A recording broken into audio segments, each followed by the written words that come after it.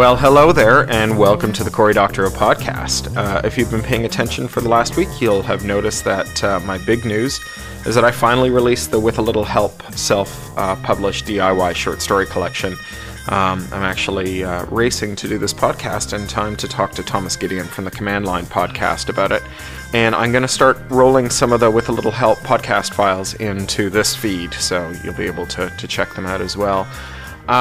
What else? So, With a Little Help has been very exciting and a lot more time consuming than I assumed it would be. A lot of messing around with the typos and stuff. It turns out to be really kind of cumbersome to correct typos in the InDesign file and then get them uploaded to Lulu. But I'm kind of systematizing it, and it's getting a little quicker. And I also think we've gotten through the lion's share of the typos, about 65 typos, which is about normal for 300-400 page book. And I think that we're going to see a serious slowdown on that. Tomorrow morning, I am off to Belgium, to Ghent, to talk to an open government forum on local governance. And that's something I'm very actually looking forward to. They seem like really good people. And then the other news that I have is that I took Posey, my daughter, to her first pantomime. Those of you who aren't British won't be familiar with this term in all likelihood. A panto is not mime in the way that North Americans understand it. It's not a bunch of people, in whiteface doing silent theater. It's instead a kind of comedic variety show performed at Christmas. With lots of ritual call and response. So there's a lot of bits where the villains will come out and say, "Glad to see me," and we all meant to shout out, "Oh no, we're not." Anyway, it was really fun, and Posey hasn't stopped talking about it since. It was great. For those of you who are in the UK, we went and saw the Jack and the Beanstalk panto at the Hackney Empire, which I really recommend to you. Anyway, that's enough of that. I talked to Charlie Strauss last week. We had a nice long phoner. We didn't actually manage to do the face-to-face meeting we'd been planning for several months because the snows in Edinburgh conspired to keep us apart. We had a nice long phoner, and I think we've got the structure of the next third of this book that I'm reading, the middle third of to you right now, all nailed together. And without further ado, I will read to you a little bit more from Appeals Court, the middle third of Rapture of the Nerds, the book Charlie Strauss and I will be publishing in about, sometime in 2012. They parade him down the road in the drab gray morning light of Glory City, past the filling stations, the churches, the diners, the other filling stations, the refinery, the filling station memorabilia market, the gas house, the corkscrew apartment blocks where every neighbor can look in on every neighbor's window, and the execution ground. And it all feels good to Hugh. As the parade progresses, curious locals emerge from their homes and workplaces as if drawn by some ultra-wideband alert, rounded up and herded out to form a malignant rent-a-mob that demonstrates to Hugh how important and central to reality he is. They pelt him with rotting fruit and wet cigar stubs with live coals on one end that singe him before bouncing free to the impermeable pavement, affirming his sense of holy closeness with the intensity of their focus on him. Once they stop so that the doc can roar a speech at the crowd. "Heretic! Vengeance! Drugs! Sex! Wantonness!" Hugh doesn't pay much attention to the speech. Through his feet, he fancies that he can feel the scritter-scratch of the hypercolony, gnawing patiently at the yards of stone and polymer between him and the blighted soil. It's a bad feeling, as if Glory City is a snow globe that has been lifted into the air on the backs of a heptillion ants who are carrying it away, making it sway back and forth. The curlicue towers and the gnarled and crippled crowd rock in hinky rhythm. The faces on the balconies swim when he looks up. Some of them have horns on their foreheads. He turns away and tries to stare at a fixed point, using the ballerina's trick of keeping his gaze still to make the world stop its whirling, but his gorge is rising, and his stomach is threatening to empty down his front. This is not good. He sits down hard, his armored ass clonking on the pavement, and Sam lumbers toward him. Hugh holds out his hand, wanting to be helped to his feet, back to the Godhead and the good trip. Just as Sam's fingertips graze him, a woman wearing a voluminous black gown dashes out of the crowd and snatches him under the armpits, looping a harness around his chest. Where it touches his back, it gloms on hard, hyperglue nanites welding it to the suit's surface. "Hold on!" Bonnie hisses in his ear, and he feels like weeping because he knows he isn't to be redeemed after all, but tediously rescued and rehabilitated and set free. "Bitch harlot!" screams Doc. "Sodomite! Stop her!" Sam grabs for her past Hugh's shoulder, sideswipes the rounded swell of her bosom, extensively, chastely covered, this being Glory City, and jerks his hand back as though he'd been burned. The harness around Hugh's chest tightens with rib-bruising force, and he's dragged backwards, skittering over the roadway before the harness lofts them both into the air, up toward the balconies ringing the Curlicue Towers. Bonnie, who is tied off to him by a harness of her own, squints nervously down at the crowd receding below them. Hugh bangs chest first into the side of one of the towers, Bonnie's weight knocking the breath out of him.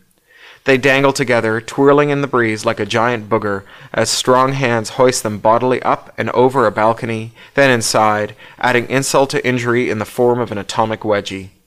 Bonnie scrambles in after him, unlocks her harness, and shakes out her voluminous petticoats. Hugh is still dazed from the flight and gasping for breath. He's bent over double, trying to breathe perfumed air thick with musky incense. "You all right?" Hugh forces himself to straighten up and look around. The room is a tribute to excess. The wallpaper is printed with gold and red and black tessellations, obscene diagrams, he realizes, interpenetrating and writhing before his eyes, and the sofa is flocked with crushed purple velvet. The coffee table supports a variety of phallic implements in an assortment of improbable colors, suited to an altogether different kind of inquisition than the one he'd been headed for. As for the furniture, it's inhabited by several persons of indeterminate gender, wearing outfits ranging from scanty to inappropriate for a place of worship. Underwear is in fashion, but not much else is. Bonnie's face swims into focus before him, her blue fringe brushing his forehead. That and her hands are the only parts of her body he can see. "It's the Gnostic sexual underground," she hisses. "There's always one to be had, if you know where to look. No one takes it up the tradesman's like a man with religion. No one needs it more either. These lucky folks just figured out how to square the circle, thanks to the bishop." She gives him a hard shake. "Come on," she says. "I hit you with enough serotonin reuptake blockers to depress a hyena." He feels a hard tug at his throat, and she holds up a small blow dart for him to examine. "I know you're out of the God box." Hugh opens his mouth to say something and finds himself sobbing. "You took away my God self," he manages to say, snotting down his beard and horking back briny mouthfuls of tears and mucus. Bonnie produces a hanky from up one sleeve of her church-modest gown and wipes his face. "Shah," she says, stroking his hair. "Shah. Hugh, I need you here and now, okay? We're in a lot of trouble, and I can't get us out on my lonesome. That God feeling was just head-in-a-jar stuff. You weren't being God, you were feeling the feeling of being God. You hate that. It's how they feel in the cloud once they've uploaded." Hugh snuffles. "Yeah," he says. "Yeah. Baby, I'm sorry. I know it hurts, but it's how you want to live. If I know one person who's equipped to cope with the distinction between sensation and simulation, it's you. Jesus, Hugh, other than these maniacs, you're the only person I know who thinks there is a distinction." Hugh struggles to his feet and teeters in his ridiculous trousers. Bonnie giggles. "What are you wearing?" she asks. Hugh manages to crack a fractional smile. "They're all the rage in the American outback," he says. "What's that you're wearing?" "A disguise. Doubles as a biohazard shield." She swivels her hips, setting 20 kilograms of underskirt swishing. "We're both a bit overdressed for the occasion. Let's skin off, and I'll introduce you to the bishop. Go on, you get started." Hugh begins the laborious unlatching process and gradually shucks the pants. The teapot clatters free, drawing a raised eyebrow from one of the sexually ambiguous catamites twined around a sofa arm. The vibration kicks some erratic connection back into life. Aid's image glows softly through the deep pile carpet. The little avatar wrinkles its nose. "Bugger me sideways," says Aid. "Place looks like an Italian whorehouse, minus the charm and hygiene." He turns and looks Hugh up and down. "You look a little more like your usual cheerless self, though, mate. Should I assume that you joined us again in the land of the independently cognited?" Hugh nods miserably. "I'm back," he says. "No thanks to you. Those two assholes know you. They do business with you." Adrian's avatar has the good grace to look faintly embarrassed. Bonnie leans past Hugh with a creak of whalebone and picks at the teapot. "Did I hear that right?" she asks menacingly. "You've been selling stuff again?" Aid looks unrepentant. "Yeah, I guess so." "What kind of stuff?" Bonnie hisses, her eyes narrowing. Stuff? Mostly harmless. What kind of mostly harmless stuff are we talking about here? Hugh asks, mustering up a faint echo of interest. The blissed-out resistance cadre on the sofa are showing signs of interest, too. Oh, the usual, sunshine. Telescope lenses, tinfoil hats, okay, Faraday cage helmets, formicide spritzes, tactical nuclear weapons, Bibles, tin spam, that kind of thing. And in return they're paying you in, Hugh begins, then Bonnie interrupts him. No, wait. What else are you smuggling, you rat bastard? Don't try and hide it from me. Those Neverglade living lowlives were so eager to hand Hugh over to the fallen congregations that they had to be trying to cover something up. Like, oh, whatever the fuck you were doing with them. What was it, Aid? Resurrection on the installment plan? Banned downloads? Are we going to get that fucking mad crow descending on us? Oh, I say, someone says from behind her, but Bonnie is so worked up that she doesn't notice. Hugh glances over her shoulder and sees one of the miscellaneous perverts standing nearby, a hand clasped over her mouth. The perv is fish-belly pale and wears nothing but very complicated underwear. Did you say... Just a few small downloads, lass, Aid says cheerfully. Nothing to get worked up about. Keep your hair on. Downloads. Shit. Bonnie breathes deeply. She's looking pale. Shit, that's all I need, she says. She puts the teapot down. Right, we'll have to take this up later, Hugh. Right now we've got to go see the bishop, and that means skin. Help me out of this thing.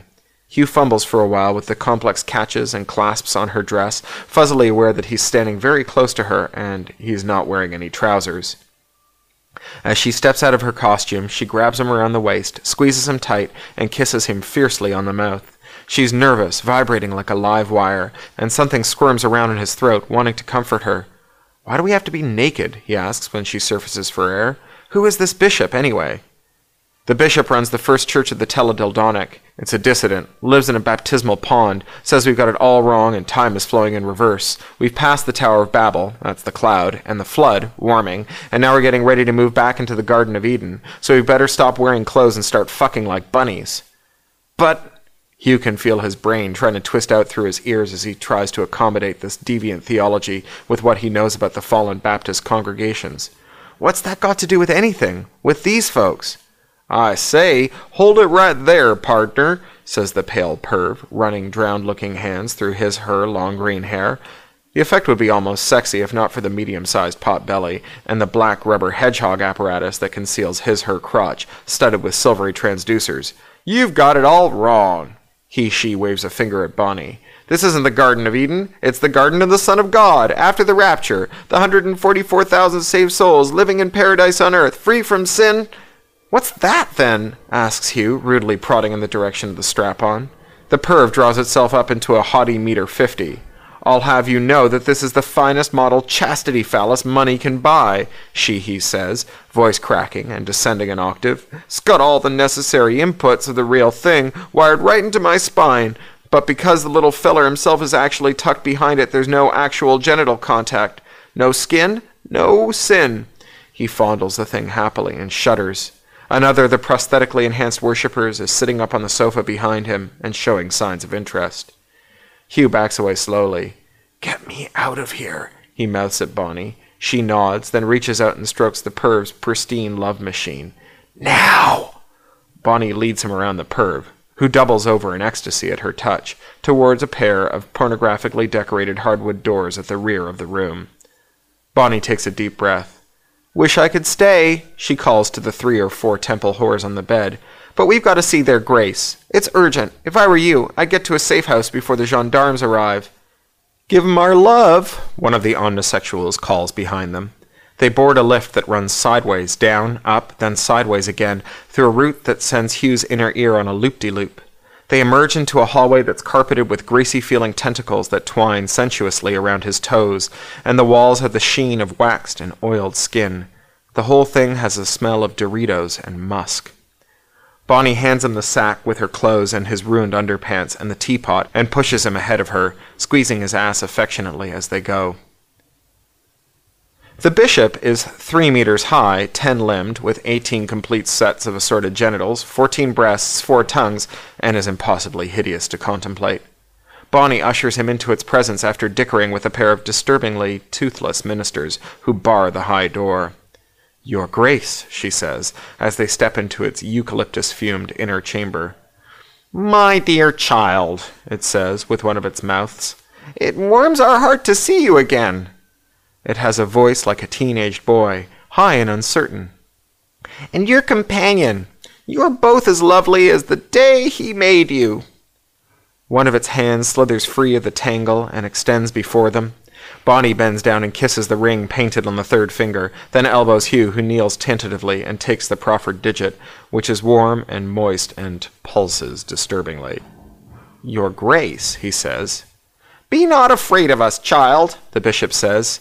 This meat suit allows us to bring the word to our scattered temples without having to transport our physical person through the uncertain world.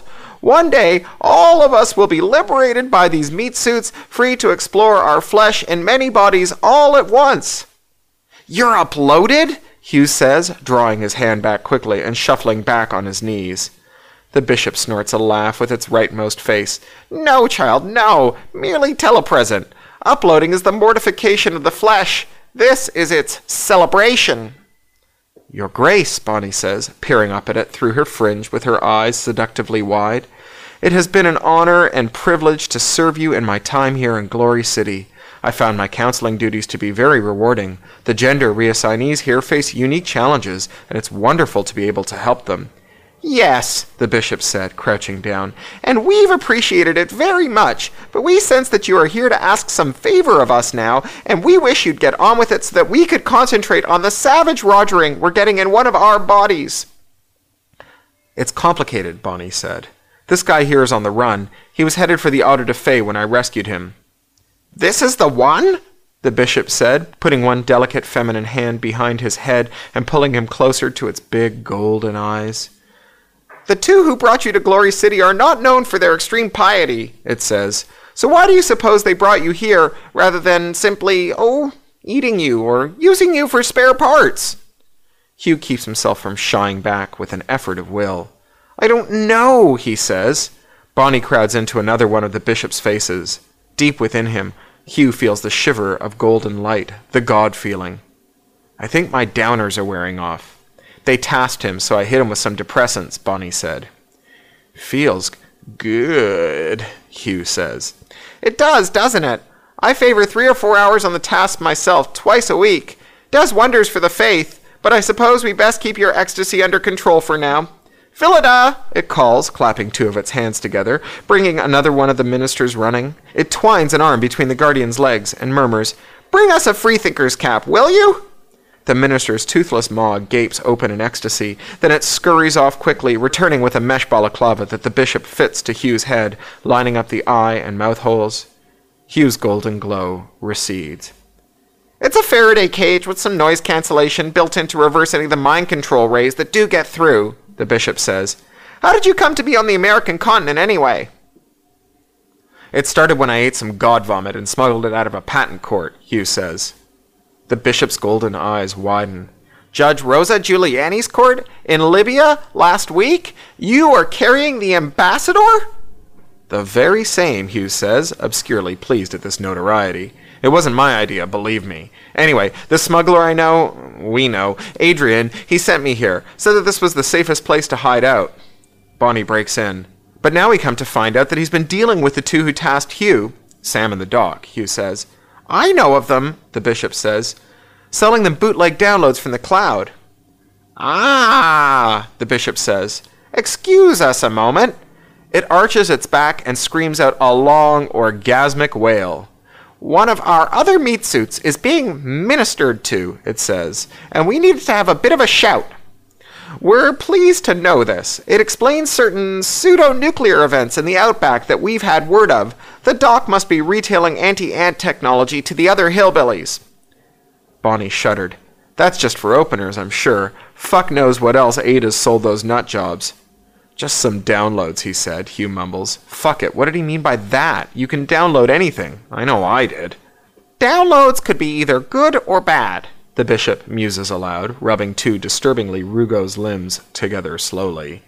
But first, we have more pressing temporal priorities to attend to, my children. It appears that your rescue did not go unnoticed by the Puritan majority, and they will presently be calling.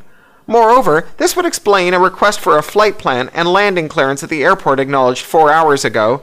The bishop stops, its back arching ecstatically. Oh! Closer to 3, my God! Breasts quiver, their purple areolae crinkling, and it screams out loud in the grip of a multiple orgasm of titanic proportions. Hugh peers out through the eye holes of his mesh mask, which presses cold and hard into his skin. Did you say that the law is nearby? I believe they are, the bishop says. Yes, there. The primary perimeter has been breached. Such a lovely front door. It looks sternly at Bonnie. You were reckless, child. They followed you here. I took every precaution, Bonnie says, blushing. I'm no amateur, you know. Hugh has a sudden sickening feeling. It's me, he says. I'm bugged with a geo-tracker. Bonnie glares at him. You could have said something, she snaps. We've compromised the whole operation now. I was distracted, all right. Mind control rays make you forgetful, okay? The bishop clucks its tongues and gives them each a pat on their bare bottoms. Never mind that now, children. All is forgiven. But I'm afraid that you are right. We're going to lose this temple. And I'm no more infallible than you know. I've been ever so lax with the evacuation drills here. My ministers find that they disturb their contemplation of the Almighty. I fear not for this meat suit, but it would be a shame to have all my lovely acolytes fall into the hands of the Inquisition. I don't suppose that you'd be willing to help out. Of course, Bonnie says. It's the least we can do. No, the least we could do would be to get the fuck out, Hugh thinks. He glares at Bonnie, who prods him in the belly with a fingertip. But of course, we could also use some help of our own. Quid pro quo, the bishop says, its quavering voice bemused now, and that irritates Hugh ferociously. The law is at the door, and the bishop thinks it's all just a tremendous lark? Not at all, your grace. We came to beg your indulgence long before we knew that there was a favor we could do for you. We need your assistance getting shut of this blighted wasteland, transport to the coast, and an airship or a ballistic or something that can get us back to the civilized world. And I need to shut down my geo-tracker, Hugh says, wondering where it has been implanted. Somewhere painful, Sam had told him. Yes, you certainly do, the bishop says. You'll find an escape line clipped to the balcony out the third door on the right, along with some baskets. Pack the ministers in the baskets, tie them down. Don't mind if they squirm, it's in their nature. Clip the baskets to the line and toss them out the window. I'm making arrangements now for someone to catch them on the other end. If you do the small favor for me, I will, I don't know. The bishop idly strokes their scalps and tickles their earlobes. Yes, that's it. There's a safe house on the coast, a farm where my people have been making preparations for a much more reasonable approach to dealing with the ants than god vomit and nukes. They will be delighted to shelter you for as long as it takes you to make contact with your people and get off the continent. Such a shame to see you go. It quickly gives Bonnie directions, and Bonnie recites them back with mnemonic perfection. There's a distant crash that Hugh feels through the soles of his bare feet. Clothes? He asks.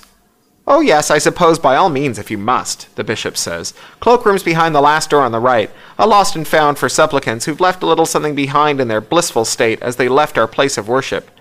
I'm sure that we have something in your size, even if it's only Oshkosh bagosh. Fan-fucking-tastic, Hugh says, and starts for the door, but Bonnie catches him. How many to evacuate? I want to be sure we don't miss anyone. There's another thunderous crash, this one from closer by. The bishop's eyes roll back into its head, then flip down. A dozen on the premises, not counting the ones that were on the front door. It seems they've been liquidated already. Shit, what'll we... Hugh dithers for a moment, but Bonnie is already heading for the cloakroom door. Over here! She thrusts a bundle of clothing at him. Quick, let's go get the ministers... Hugh pauses while balanced on one leg, the other thrust down one limb of a pair of denim coveralls. Do we have to? He asks. Yes, we fucking do, Bonnie says. Hugh sees a machine like a big industrial clothes dryer just inside the cloakroom. Quick, help me into this thing. What? My ass, or as much of it fits. It's an old RFID zapper. You used to get them where corporatist dissidents met, and this place looks like an old friend's meeting hall. RFID zapper? Bonnie squints at it dubiously. Hugh cups one hand around his crotch. It's either that or you take a knife to my scrotum. Bonnie shudders. It's okay, Hugh says. Just 'cause we're Luddites doesn't mean we don't cook good technology. Hugh sits down hastily and gestures at a big red switch on the side of the machine. She flips it. Nothing seems to happen, except a green LED comes on. Okay, fingers crossed, that should do it. He's relieved to have finally made some kind of contribution to the effort. Bonnie helps him out. Right, get that jacket fastened and we're going to hit the garage just as soon as we've defenestrated the perverts. She shrugs backwards into an upper body assembly that looks like something left behind by a SWAT team. Come on! Hugh follows her back next door to find a bunch of blissed-out religionists lazily osculating one another on a row of futons. Okay, yells Bonnie. It's evacuation time! Hugh, get the goddamn window open and hook up the baskets! She turns back to the coterie of ministers, some of whom are yawning and looking at her in evident mild annoyance. The bad guys are coming through the back passage, and you guys are going down right now! Yeah, right. Hugh finds a stack of baby blue plastic baskets dangling from a monofilament line right outside the window. Come on. Between the two of them, they person-handle the dazed and tasked worshippers into baskets and drop them down the line. It all takes precious seconds, and by the time the last one is hooked up, Hugh is in a frenzy of agitation, desperate to be out of the building. There are indistinct thuds and the whine of machinery from the hall outside. What's going on now, he demands. How do we get out of here? We wait. Bonnie gives the last basket a shove and turns to face him, panting. The corridors and rooms in this place, the bishop's got them rigged up to reconfigure like a maze. The whole sector should be walled off. You can't find it unless you can look through walls. A loud, echoing crash from the room next door makes Hugh wince. Do you suppose they've got terahertz radar goggles? He asks. Do I? Oh, shit! Bonnie looks appalled. Quick, grab my epaulets and hold on. We're going down the wire. She steps towards him, reaches around his body, and grabs the monofilament with what looked to Hugh like black opera gloves. There's an enormous thud from the doorway behind her that rattles the walls, and then Hugh is clinging on for dear life as Bonnie drops down the wire. A thin plume of evil-smelling black smoke trails from her spider silk gloves as they descend. Ow! Hugh can barely hear her moan, and to tell the truth, he's more concerned with the state of his own stomach, gelid with terror as they drop past 2, 3 rows of windows. The ground comes up and smacks him across the ankles, and he lets go of Bonnie. They fall apart, and as he falls, he sees a delivery van pulling away, the tailgate jammed shut around a blue basket. Thanks a million, bastards! Bonnie snarls, picking herself up. Think you could have waited? No, Hugh pants, looking past her. Listen, the Inquisition are around the front, and they'll be after us any second. She grabs his wrist. Come on, then! She hauls off and almost drags him the length of the filthy alleyway, under rusting fire escapes and collapsing, headless plastic statues of Disney cartoon characters decapitated as graven images by the godly. By the time they hit the end of the alley, he's up to speed and tugging her, self-preservation glands fully engaged. In the distance, sirens are wailing. Shit, they're round the other side. So much for your wait and get away later plan. That was back there, she says tensely. There's a basement garage. When the building reconfigured, we could have dropped down a chute straight into the cockpit of a Batmobile and headed out via the service tunnels. Would have worked a treat if it wasn't for your terahertz radar. My radar, Hugh says, hating the squawk in his voice. He swallows his ire as he looks into Bonnie's fear-wide eyes. Right, he says. We need to get transport, and we need to get past the Inquisition shock troops before we can get to the out-of-town safe house. If they've ringed the block and they've got radar, they'll see us real soon. Shit, says Bonnie, her grip loosening. Hugh looks around. An olive-drab abomination winds and reverses into the alley, reversing toward them. Cleated metal tracks grind and scrape on the paving as an assault ramp drops down. It's an armored personnel carrier, but right now it's only carrying one person, a big guy in a white suit. He's holding something that looks like a shiny bundle of rods in one hand, and it's pointing right at them. Resistance is futile, shouts Sam, his amplified voice echoing off the fire escapes and upended dumpsters. Surrender! Shit, fuck, bugger, piss, says Hugh, glancing back at the other end of the alley, which is blocked by a wall conveniently topped with razor wire. Bonnie might make it with her spider silk gloves, but there's no way in hell he could climb it without getting minced. Then he looks back at Sam, who is pointing his minigun or X-ray laser or whatever the hell it is right at him and waiting patiently. Surrender to who? He calls. Me. Sam takes a step back into the APC and does something, and suddenly there's a weird hissing sound around them. Ambient anti-sound. We can talk, but you've got about 20 seconds to surrender to me, or you can take your chances with them. Shit. Bonnie's shoulders slump. Okay, she calls, raising her voice. What do you want? You. For a moment, Sam sounds uncertain. But I'll take him too, the cad, even though he doesn't deserve it. Last time you were all fired up on handing Hugh over to the church, Bonnie points out. Change of plan. That was Dad. This is me. Sam raises his gun so that it isn't pointed directly at them. You coming or not? Bonnie glances over her shoulder.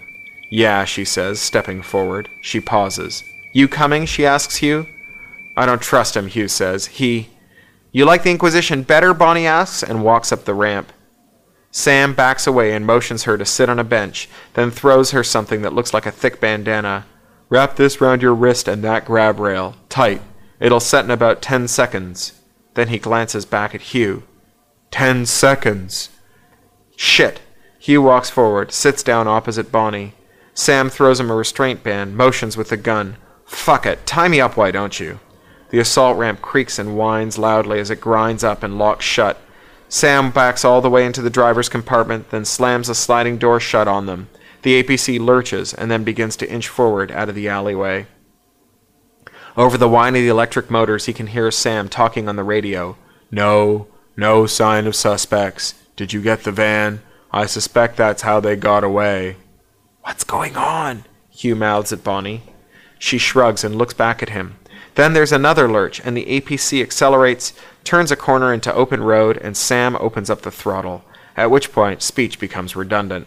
It's like being a frog in a liquidizer inside a bass drum bouncing on a trampoline, and it's all Hugh can do to stay on the bench seat. After about 10 minutes, the APC slows down and grounches to a standstill. Where are we? Bonnie calls at the shut door of the driver's compartment. She mouths something at Hugh. Let me handle this. He decodes after a couple of tries. The door slides open. You don't need to know, Sam says calmly, 'cause if you knew, I'd have to edit your memories, and the only way I knew to do that these days is by killing you. He isn't holding the gun, but before Hugh has time to get any ideas about kicking him in the nads, Sam reaches out and hits a switch.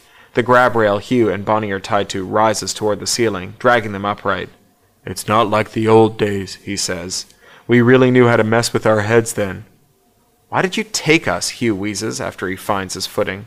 Bonnie gives him a dirty look. Hugh swallows, his mouth dry as he realizes that Sam is studying her with a closed expression on his face. Personal autonomy, Sam says quietly, taking Hugh by surprise. The big lummox doesn't look like he ought to know words like that. Dad wanted to turn you in 'cause if he didn't, the Inquisition would start asking questions sooner or later. Better stay on the right side of the law. But once you got away, it stopped being his problem. He swallows. Didn't stop being my problem, though. He leans toward Bonnie. Why are you on this continent? He asks conversationally and produces a small, vicious knife. Bonnie tenses, and Hugh's heart beats faster with fear for her. She's thinking fast, and that can't be good, and this crazy big backwoods guy with a knife is frighteningly bad news. Not everyone on this continent wants to be here, she says. I don't know about anyone else's agenda, but I think that a mind is a terrible thing to waste. That's practically my religion, self-determination. You got people here that are going to die for good when they could be ascendant and immortal if only someone would offer them the choice. Sam makes encouraging noises. I go where I'm needed, she says, where I can lend a hand to people who want it. Your gang wants to play post-apocalypse? That's fine. I'm here to help the Utopians play their game. Hugh has shut his eyes and is nearly faint with fury. I'm a fucking passenger again. Nothing but a passenger on this trip. The alien flute thing in his stomach squirms, shifting uncomfortably in response to his adrenaline and prostaglandin surge. Fucking cargo. For an indefinite moment, Hugh can't hear anything above the drumbeat of his own rage. Carrying the ambassador is fucking with his hormonal balance, and his emotions aren't as stable as they should be. Sam is still talking. Dad's second liver, he says to Bonnie. So he cloned himself, snipped out this, inserted that, force grew it in a converted milk tank. Force grew me. I'm supposed to be him, only stronger, better, smarter, bigger.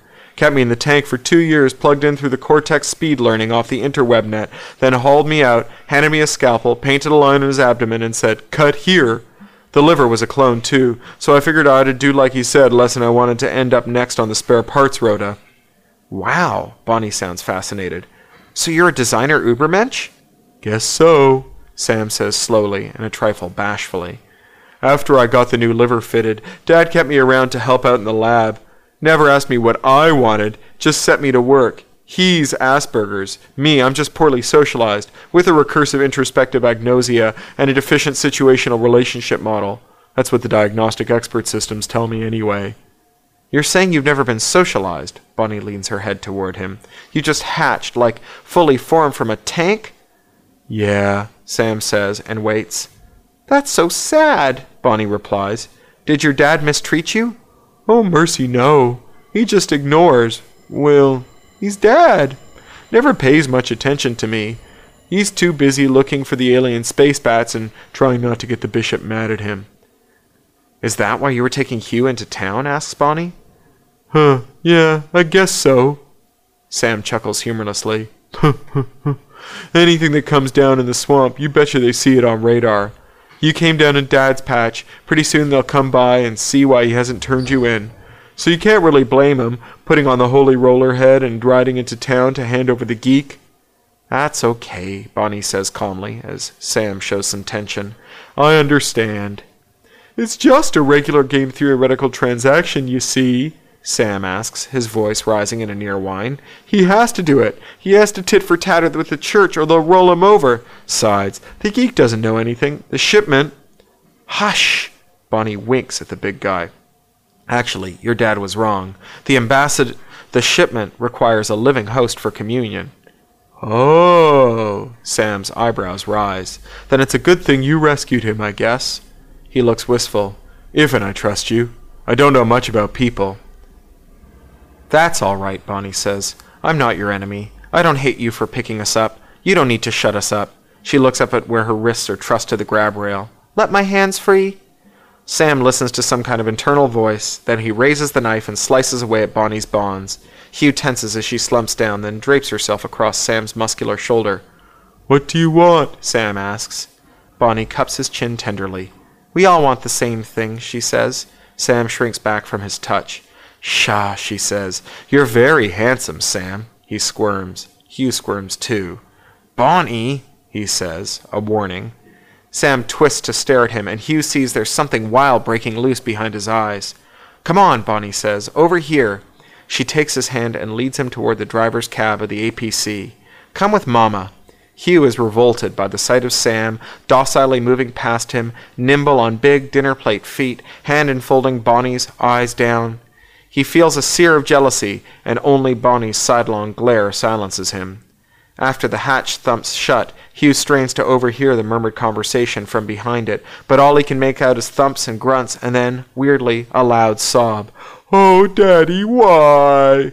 It's Sam, and there are more sobs now, and more thumps, and Hugh realizes they're not sex noises, more like seizure noises. His ribs and shoulders are on fire, and he shifts from foot to foot, trying to find relief from the agony of hanging by his wrists. He steps on their pathetic pillowcase of possessions, and the lamp rolls free, Aid popping up. "My, you are a sight, old son," the little hologram says. "Nice hat."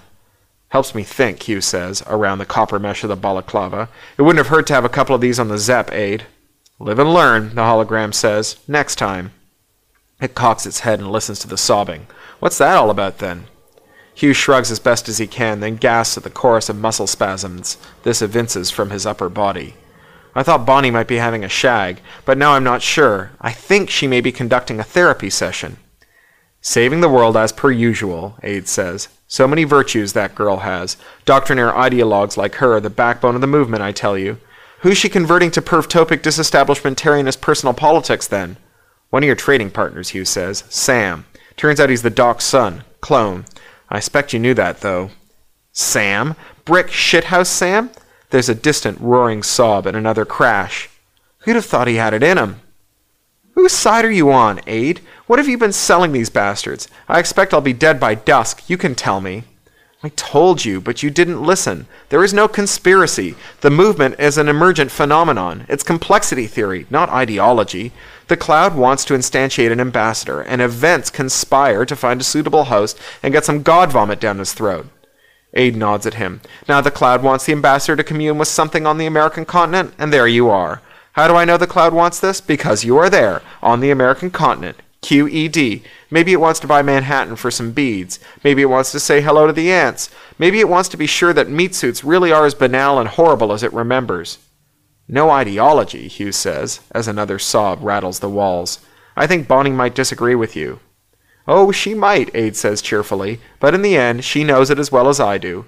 Our mission is to be where events take us, buying and selling a little on the side. It's not counter-revolutionary. It's not revolutionary. It's just more complexity, more soup whence conspiracy may emerge."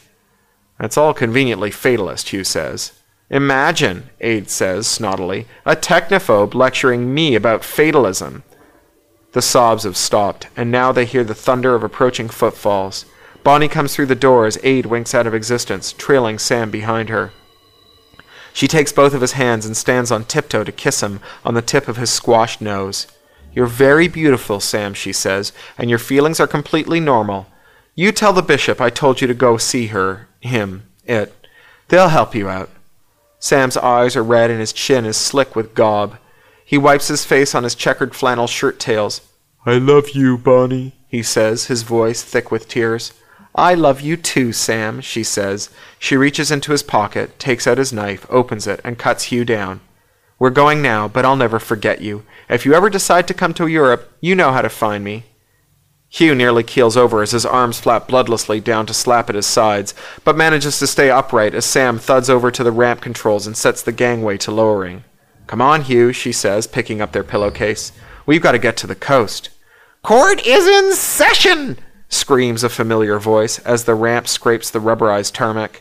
3 UN golems, so big they dwarf Sam, come up the ramp with alarming swiftness and clamp hold of Bonnie, Hugh, and Sam before any of them have time to register anything more than a dim impression of a brightly lit alleyway, and in the middle of it, Judge Rosa Giuliani, encased in a Dalagoid peppermill of a personal vehicle, draped in her robes of office, scowling like she's just discovered piss in her coffee cup.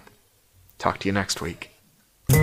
You've been listening to the Cory Doctorow podcast, licensed under Creative Commons Attribution, Non-Commercial, Share-alike US 3.0, or as Woody Guthrie put it in another context, this song is copyrighted in the US under seal of copyright 154085 for a period of 28 years, and anyone caught singing it without our permission will be a mighty good friend of ourn, because we don't give a darn.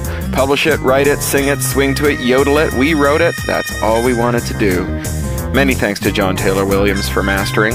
That's Ryneck Studio, WRYNECK Studio at gmail.com. John Taylor Williams is a full-time self-employed audio engineer, producer, composer, and sound designer. In his free time, he makes beer, jewelry, odd musical instruments, and furniture. He likes to meditate, to read, and to cook. Talk to you next week.